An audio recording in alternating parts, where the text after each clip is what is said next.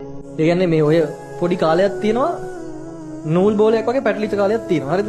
අපි ලෝක ලෙහා ගන්න හින කට්ටක් කන්න වෙනවා. මාරම තැන්වල පැටලෙනවා. කෙල වෙනවා, වැටෙනවා. අත්තාරින්න නැතු කොහෙන් හරි ඕක ඉවරක් කරපු දවසක අපි මැප් එක යනවා වගේ තියෙනවා. දැන් මම හිතන්නේ ඔයාලා විශ්වාස කරන්න ඔය මං ගිහිල්ලා ඔය වෙන කිසිම දෙයක් මම ප්ලෑන් කරපු දේවල් නෙමෙයි. ඔයාලට විශ්වාස නැහැනේ. මම යන ගමනක්වත් මම මෙහෙ යන්නේ මෙච්චර දවසක් ඉන්නවා මෙහෙට යනවා කිසිම ප්ලෑන් එකක් නැහැ.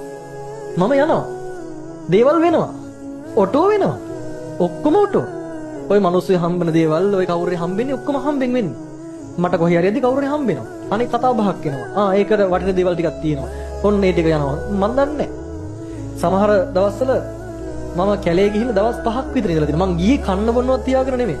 දවසෙන් ගිහිල්ලා එන්න ගියපු ගමන මං සතියක් ඉඳලා ඉඳලා තියෙනවා කැලේ. ගල් ගුහාවක ඉඳලා තියෙනවා. ඔව්. මට ස්වාමීන් වහන්සේ නමක් හම්බෙලා තියෙනවා කැලේ. එතකොට මං කුටිය, ඒ කියන්නේ ඒ කුටිය හදලා තියෙනවා මම. මාර දේවල් වෙලා තියෙන්නේ. විශ්වාස කරන්න මං කෑම ටිකක්වත් අරන් යන්නේ නැහැ. මට කෑමත් ලැබෙනවනේ බං. ඒ කියන්නේ මේ පහල වෙනවා වගේ එකක් නෙමෙයි මං කියන්නේ. හරිද? මට කවුරුත් ඇහිලා දෙයියෝ දීලා යන්නේ නැහැ. හරිද? මං සාමාන්‍ය දවසකට හරියන කෑම උස්සන්න පුළුවන් දවස් 5කට බෑ කිව්වේ බෑනේ. ඔය මේ තැන මං කියන්නේ එතකොට හොඳ නැහැනේ. මේ ඉතින් මම යද්දි මං ගාව තිබ්බ කෑම ටික කෑම තිබ්බේ මම පරිප්පුඩියක් හරි මොනවා හරි බහල්ටි තමයි අරන් යන්නේ. මම ඒක හොඳට සකසලා දානයක් පූජා කරා. මේක සිරා ඕන්න අනුමೋದන් වෙන කට අනුමೋದන් වෙන්නේ.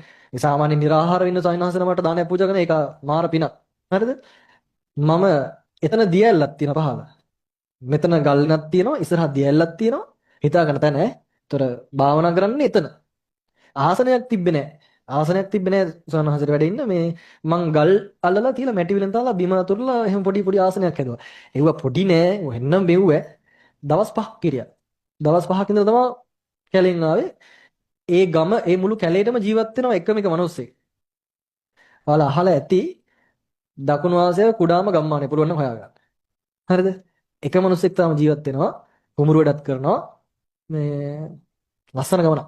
දැන් අවුරුදු 2ක් 3ක් කලින් ගියප එක. විශ්වාස කරන්න ඒ කන්ද තියෙන්නේ නකල්ස් වල එක පැත්තක. හරිද? ඊට අවුරුද්දකට විතර පස්සේ මං යනවා නකල්ස් වල එහා පැත්තේ කෙළවරට. ළමයි එහා පැත්තේ කෙළවර යනකොට මට ගමේ කට්ටියක් කියනවා මේ කුටියක් සොයනහසනමක් වැඩ ඉන්නවා කියලා. මං යංක පොට බලන්න කියලා මමත් යනවා. විශ්වාස කරන්න ඒ සොයනහසේ ආදර වැඩ ඉන්නේ. ඉව්වා මොනවද මන්ද හම්බකාරක. හරිද? ඊට පස්සේ මම ඒ ගිහිල්ලා ඒ කුටි තින්ත ගෑවා. ඒ සතිය ගමේ නතර වෙලා. නාරංගම කියලා. ඒ ඌව මං කියන ඔය වෙන ප්ලෑන් වෙන දේවල්. ඔය ගම්වල මිනිස්සු එහෙම මේ මම යනකොට දන්නවා. මම එනකොට ගමම දන්නවා. ඒ ඔය